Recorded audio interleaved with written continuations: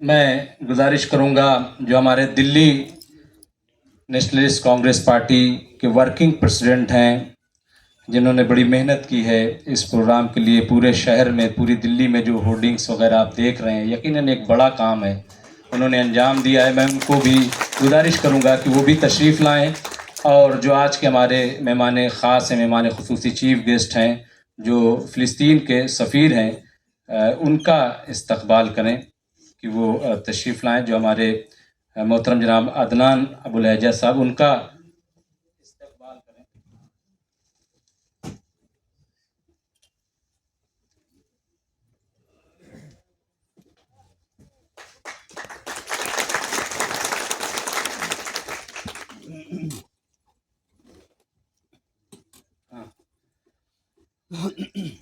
National senior vice chairman हैं फ़ैज़ अहमद फ़ैज़ साहब, वो तशरीफ़ लाएँ और वो इस्तकबाल करें ईरानी सफ़ीर का। जी जी जी, आ जाएं। जी जी जी, लीगल डिपार्टमेंट वरुण साहब तशरीफ़ लाएं, तेज सिंह वरुण जी तशरीफ़ लाएं। और जी जी, सुप्रीम कोर्ट के आप एडवोकेट सुप्रीम कोर्ट हैं, मैं उनसे गुजारिश करूंगा कि वो इस्तकबाल करें। हमारे गाम्बिया के ज़र के फ़ैज़ान साहब कर लें ताकि एडवोकेट। जी जी जी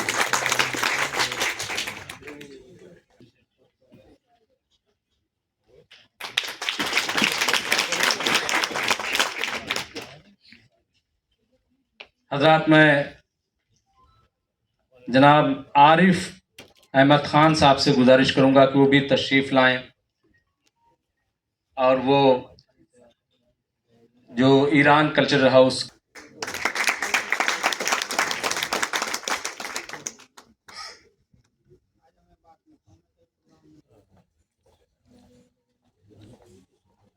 मैं अब्बास फजल साहब से गुजारिश करूंगा कि वो भी तशरीफ़ लाएं स्टेज पे।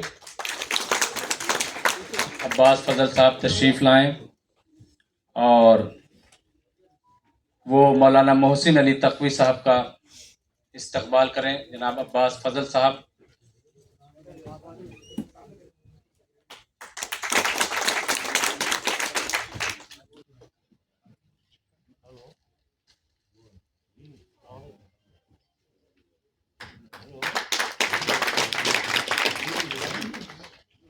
और मौलाना जाहिद रज़ा रिजवी साहब का इस्तकबाल करने के लिए मैं देख रहा हूँ कि कौन सी ऐसा चेहरा है जो मौलाना जाहिद, तो मैं ही कर लेता हूँ मौलाना जाहिद रज़ा रिजवी साहब का।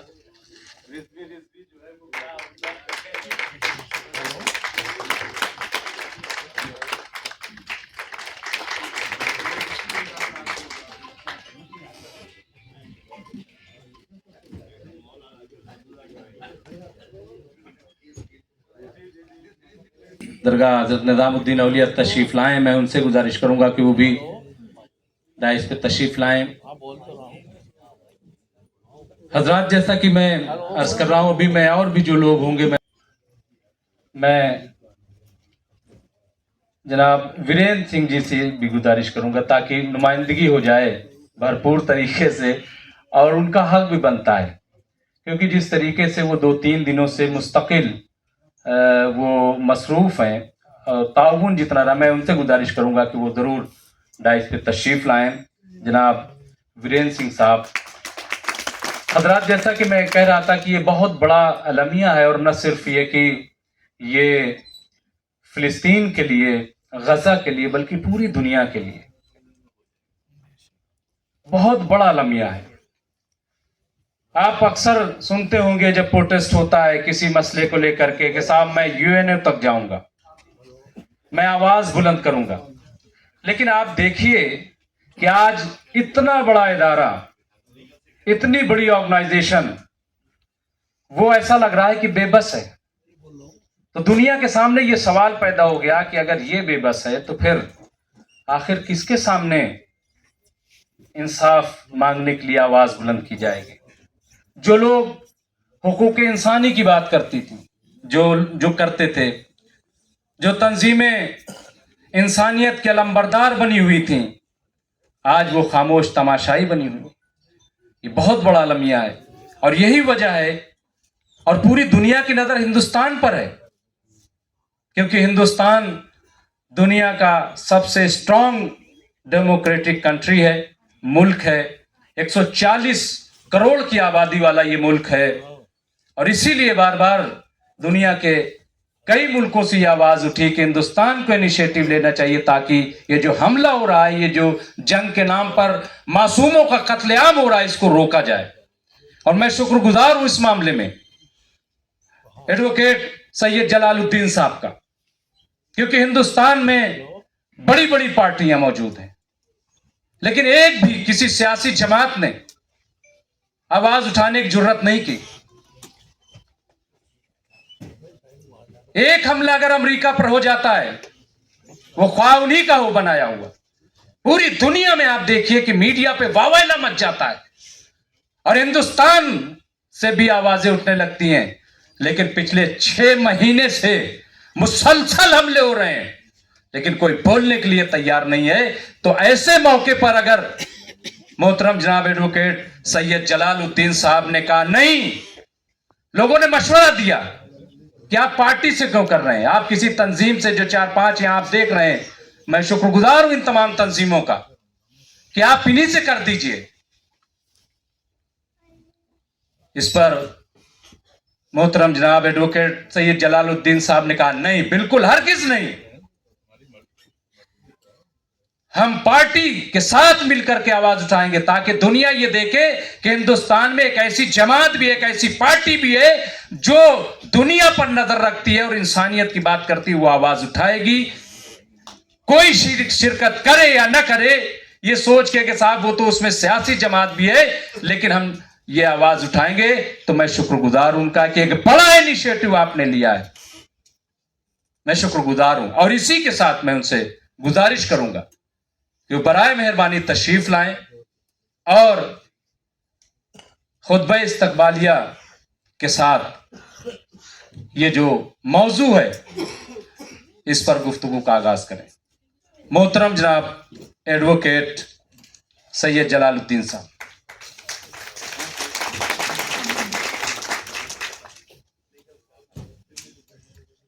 जनाब, मैं एडवोकेट सुप्रीम कोर्ट तेज सिंह वरुण जी को भी मैं गुजारिश करूंगा कि वो भी तशरीफ लाएं और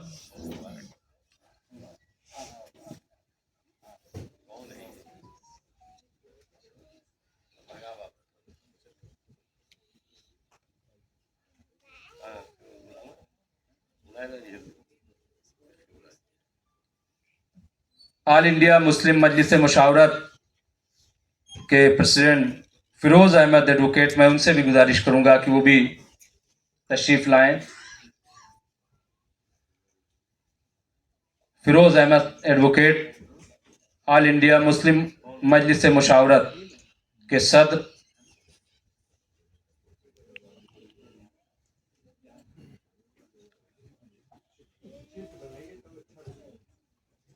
आज के इस इजलास में आपकी शिरकत पर आपका खैर मकदम करता हूँ।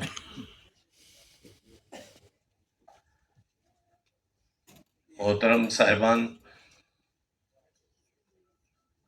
जैसा कि आप जानते हैं, मजलूमीन गज़ा की हिमायत में ज़ालिमों के जबर व इस्तिबदाद के खिलाफ नेशनलिस्ट कांग्रेस पार्टी के अक़लियती शोबे की जानिब से इस कॉन्फ्रेंस का एहतमाम किया गया, जिसमें हमने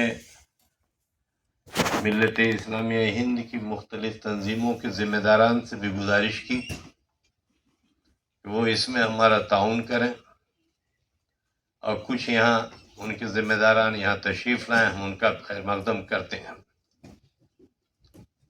हज़रात, आप जानते हैं कि आज की इस पुरशोभ घड़ी में इन मजलूमों की हिमायत में गुफ्तगू करते हुए उन आलमी ताकतों के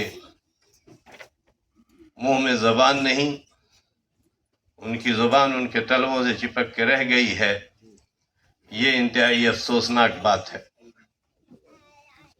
आप देखते होंगे वो तस्वीरें उन बच्चों की मासूम जो एक एक दाने के लिए तरस रहे हैं और जिस तरह से वो घास खाने पर मजबूर हैं, जिस तरह से ऊपर से जब उनके ऊपर रिलीफ की चीज़ें जब ड्रॉप की जाती हैं तो पता चला कि वो उस रेत में डाला हुआ जो कुछ भी है उसको रेत के समेत खा रहे हैं।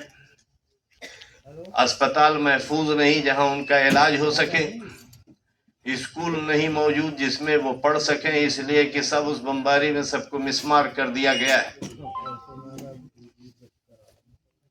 हद दर्जा अफसोस की बात है कि वो ताकतें जो अपने आप को हुकूक इंसानी के अलंबरदार कहती हैं, आज की तारीख में उनके हाथ और पांव शल हो गए हैं। वो किसी तरह की मज़ाहमत करने से कासिर हैं और ये असर हाजिर के फिरौन नेतन्याहू जिस अंदाज में बमबारी और जिस अंदाज में वो करते हैं अपने आकाओं की मदद से अमेरिका और मगरबी ताकतों की, तो इसमें लाजिम करार पाता है कि हम और आप खड़े होकर के उनकी मजम्मत करें। इस जुल्म के खिलाफ, इस जबर के खिलाफ हमको और आपको सफारा होने की ज़रूरत है। हमने कोशिश की है, ईद बाद इंशाअल्लाह जयशंकर से हम लोग मिल रहे हैं जो इस मुल्क के वजीर खारजा हैं, और अल्लाह पाक ने चाहा तो इंशाअल्लाह बड़ी सतह सरकारी सतह पर यकीनी तौर पर गई हैं, लेकिन हम अपनी पार्टी की तरफ से इंशाअल्लाह कोऑर्डिनेट कर रहे हैं अरबाब हल्ल वक़्त से कि गज़ा के मज़लूमीन, वहाँ के मजरूहीन, वहाँ के परेशान कुन लोगों तक हम अपनी जो है कुछ राहत के सामान भेज सकें। इसके लिए कोशिश हमारी जारी है। आज इस सिलसिले में हमारे साथी जनाब डॉक्टर मुमताज़ आलम साहब ने इस कॉन्फ्रेंस के इनेकाद में बड़ी कोशिश की, बड़ी मेहनत की, हम उनके शुक्रगुजार हैं। इसी तरह से हमारे दूसरे अहबाब जो यहाँ मौजूद हैं, मैं उनका भी शुक्रिया अदा करता हूँ। यहाँ फैज़ हैं और दूसरे अहबाब, सबका नाम ले पाना मेरे लिए मुमकिन नहीं होगा, लेकिन मैं उनका भी बसमीम क़ल्ब शुक्रिया अदा करता हूँ। और तमाम मिली तंजीमों की जो जिम्मेदारान इस वक्त हमारे साथ यहाँ मौजूद हैं, मैं उनका खैर मकदम करता हूँ। इसी के साथ साथ मुख्तलिफ सफारत खानों के सफारतकार जो इस वक्त हमारे दरमियान तशरीफ़ रखते हैं, मैं उनका इस्तकबाल करता हूँ, उनका शुक्रिया अदा करता हूँ।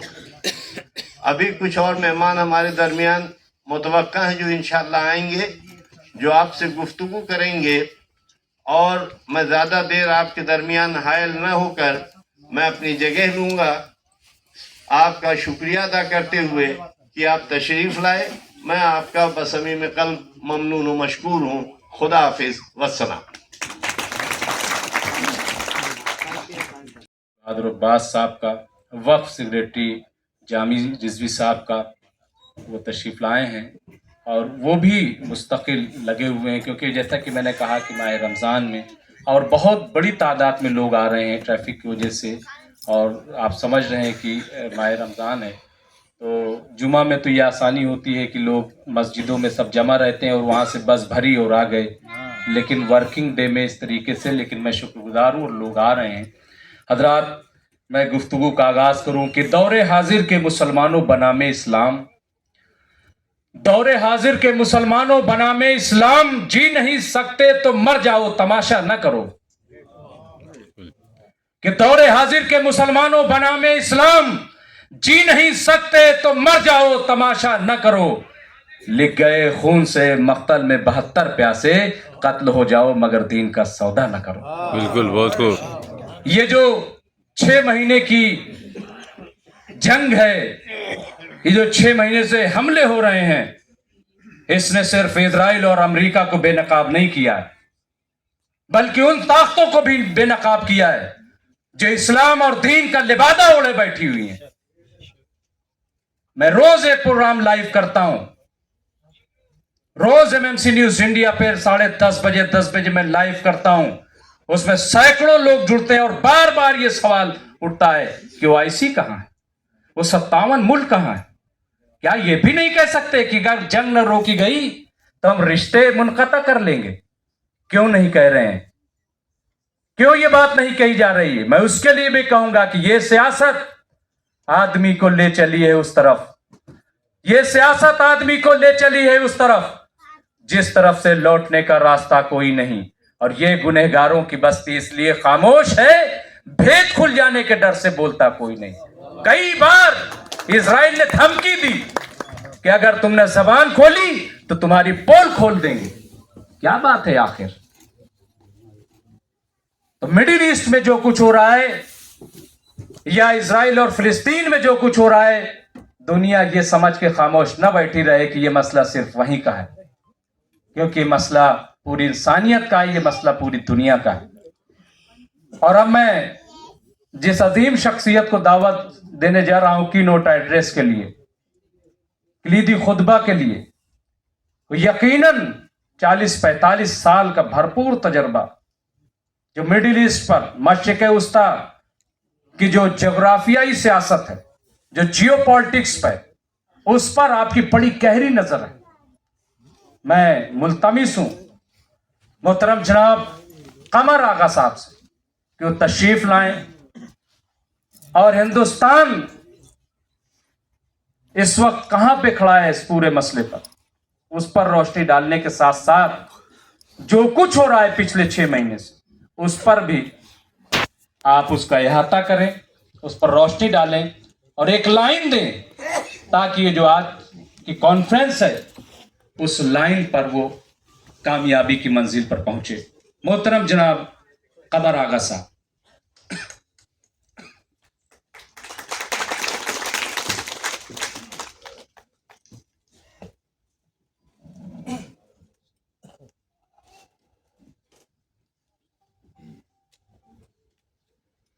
Excellencies, ladies and gentlemen, it's a very difficult period, which all of us are passing through. I don't know, we should.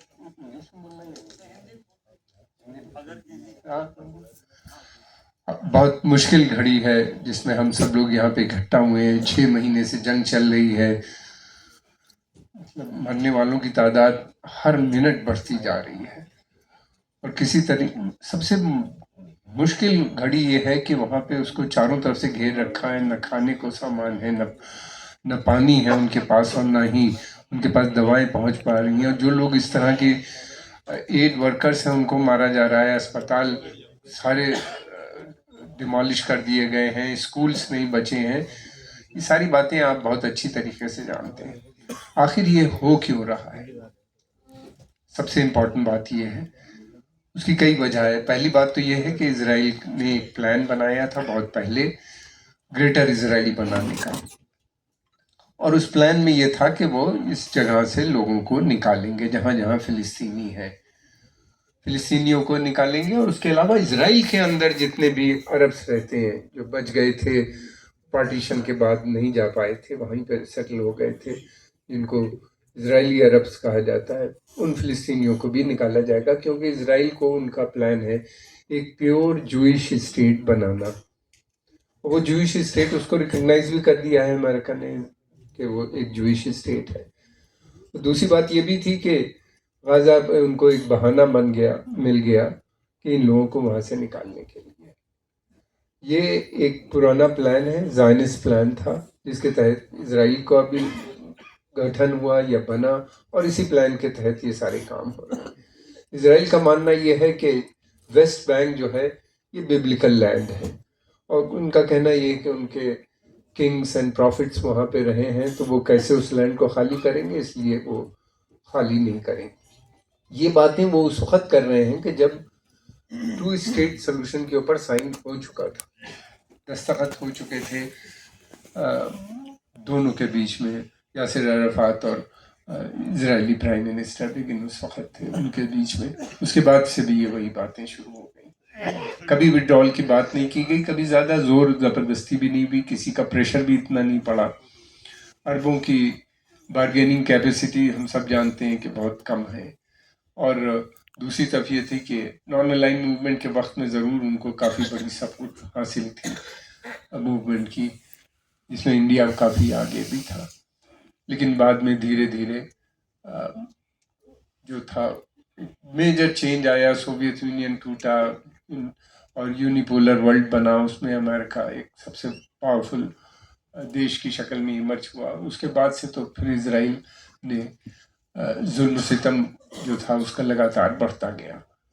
अब ये है कि वो ये कहते हैं कि जेरूसलम जो है उसको वो कहते हैं कि उस वहाँ से भी हम नहीं खाली करेंगे उसको, क्योंकि वो यूनाइटेड कैपिटल है इजराइल का। और गाज़ा स्ट्रिप को वो कहते हैं कि ये बिब्लिकल लैंड नहीं है, मगर इम्पॉर्टेंट है इजराइल की सिक्योरिटी के लिए। गाज़ा बहुत इम्पॉर्टेंट है इसलिए कि ये ईस्टर्न मेडिटेरेनियन पे है, यानी मेडिटेरेनियन सी से जुड़ा हुआ भी है, स्ट्रेटजिक भी इम्पोर्टेंस है इसकी। इसके अलावा ये है कि यहाँ पे गैस और तेल के बड़े भंडार भी पाए जाते हैं, जिनके ऊपर इजराइल कब्जा करे हुए है, कब्जा करना चाहता है। और एक ब्रिटिश कंपनी ने उसके साथ कॉन्ट्रैक्ट भी साइन कर लिया है। हालांकि पीएलओ पहले चाहती थी, पैलेस्टीनियन अथॉरिटी ने काफ़ी कोशिश की, मगर किसी कंपनी को उन्होंने आने नहीं दिया अमेरिकन। इजराइल जो है उसकी जो अहमियत है, वो जो कुछ भी है, वो अमेरिका और पश्चिमी देश जो वहाँ पे हैं यूरोप के, उनकी उनको सपोर्ट हासिल है और ये लगातार उनको मिलती रहती है। और हम इस जंग में भी देख रहे हैं कि वो लोग कंप्लिसिट भी नज़र आते हैं, साथ डायरेक्ट तो नहीं मगर इनडायरेक्ट पूरी तरह से उनकी मदद कर रहे हैं, असलहा भी उनको सप्लाई कर रहे हैं, पैसा भी दिया जा रहा है कि आप फिलिस्तीनियों का जो कत्लेआम हो रहा है उसमें उनकी पूरी तरीके से शिरकत नज़र आती है। लेकिन यह है कि ये इतने लोगों ने जान ज़रूर दी, मैं नहीं समझता कि इनकी जानें रायगा गई। उसकी कई वजहें हैं। पहली बात तो ये कि ये जानना पड़ेगा कि ये जो पूरा हमस ने किया, ये क्यों किया, किस वक्त, क्या वजह थी। पहली बात तो ये कि इजराइल हमेशा ये कहता था कि उसकी जो सिक्योरिटी है वो आयरन क्लैड है, जिसको कोई चैलेंज नहीं कर सकता, जहाँ एक चिड़िया भी अंदर नहीं आ सकती। उस मिथ को ख़त्म कर दिया इन नौजवानों ने अंदर जाके इजराइल के अंदर। फिर ये था कि ये बंदी बना के जो लोगों को लाए, कहा जाता है कि 1200 लोग तकरीबन उसमें मरे, उसका सब ने खंडन भी किया, भारत ने भी किया और सभी देशों ने उसको किया कि भाई ये आतंकवाद से जुड़ी हुई बात है। लेकिन उनका कहना ये था कि हम क्या करते, मजबूर थे, इसलिए कि एक तो वो ये कहते हैं कि इतने लोग नहीं मारे, दूसरी बात ये कि जो बंदी बनाए इसलिए गए थे क्योंकि हज़ारों की तादाद में फ़िलिस्तीनी लोग वहाँ की जेलों में बंद हैं और वहाँ की जेल की कंडीशन आसान नहीं है। कोई सोच नहीं सकता किस किस्म का टॉर्चर वहाँ पे होता है जेल के अंदर इन लोगों के साथ, जिसमें बच्चे भी हैं, औरतें भी हैं और बुजुर्ग भी हैं वहाँ पे। और कुछ लोग तो कई डिकेड से वहाँ पे हैं अंदर जेल के अंदर। उनको छुड़ाने का एक ही तरीका था कि कुछ लोगों को बंदी बना लिया जाए, होस्टेज टेकिंग, इसलिए उनको लेके आए। फिर उसके अलावा ये भी था कि ये एक अजीब वक्त था। इस वक्त अब्राहम एकॉर्ड में बहुत से देश, अरब देश जो थे, वो एक के बाद एक ज्वाइन कर रहे थे। पहले अब्राहम एकॉर्ड में यूएई ने ज्वाइन किया, फिर उसके बाद बहरीन ने ज्वाइन किया और ख़बरें फैलने लगी कि सऊदी अरेबिया भी सोच रहा है ज्वाइन करने का। उन्हीं ने कहा भी, लेकिन हालांकि सऊदी अरेबिया की शर्तें बहुत सख्त थी। तो पहली बात ये कि उन्होंने 2 स्टेट सोल्यूशन की बात की और उन्होंने टोटल विड्रॉवल की बात साथ में अटैच कर दी थी, जिसको कभी भी इजराइल एक्सेप्ट नहीं करता। एनीवे, लेकिन खबरें थी उसकी वजह से। उसके अलावा और भी बहुत सी चीज़ें थी। ये भी था कि वो ये दिखाना चाहते थे कि उनका जो मूवमेंट है वो ग्लोबल स्टेज के ऊपर दोबारा से लाने की कोशिश थी हमस की। हमस चाहता था कि दोबारा से लोग भूल रहे थे पैलेस्टाइन के बारे में और जो जी चाह रहा था इजराइल वहाँ पे कर रहा था। और उनको इस बहुत बड़ी कुर्बानी दे रहे हैं वो लोग, और देनी पड़ रही दे चुके हैं, इतने लोग शहीद हुए हैं, लेकिन ये है कि वो अब दोबारा से सेंट्रल स्टेज पर। दूसरी चीज़ ये भी थी, एक बहुत बड़ी, मैं समझता हूँ कि इतनी बड़ी कुर्बानी रायगा नहीं जाती। आज लाखों लोग एक एक मुल्क में, एक एक शहर में डिमॉन्स्ट्रेशंस कर रहे हैं, और सबसे ज़्यादा डिमॉन्स्ट्रेशंस जो हो रहे हैं, मैं एशिया अफ्रीकन देशों की या लैटिन अमेरिका की बात नहीं कर रहा हूँ, वो यूरोप और अमेरिका में हो रहे हैं।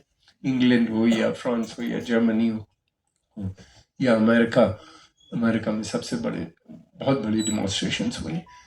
अमेरिका में जब अभी तक जितना भी था, वहाँ की पब्लिक ओपिनियन हमेशा इजराइल की तारीफ करती थी, इजराइल के बारे में बात करती थी, वही समझती थी कि ये अकेला डेमोक्रेटिक नेशन है इस पूरे खित्ते अरब में, और दूसरी तरफ ये भी सोचते थे कि उसको चारों तरफ से घेर रखा है इन अरब देशों ने, और उसके ऊपर हर तरह की मुसीबतें हैं, और उसके ऊपर अटैक करते रहते हैं। दुनिया भर का प्रोपेगेंडा था। हम सब जानते हैं कि इजरायली लॉबी, जूइश लॉबी जो है अमेरिका और यूरोप के अंदर बेइंतहा पावरफुल है, और उसके कंट्रोल में वहाँ का मीडिया भी है, उसके साथ उनके जितने बड़े इंस्टीट्यूशंस हैं, यही इंस्टीट्यूशंस के अलावा वहाँ की सेनेट, वहाँ की कांग्रेस, सब जितने भी हैं सेनेटर्स, उसमें 99% इजराइल के आपको समर्थक नज़र आएंगे, उसी की लाइन लेते हैं। यही नहीं बल्कि जूइश लॉबी जो भी इलेक्शन लड़ता है इस किस्म का, उसके बाकायदा इंटरव्यू लिए जाते हैं। एपेक जो उनकी मेन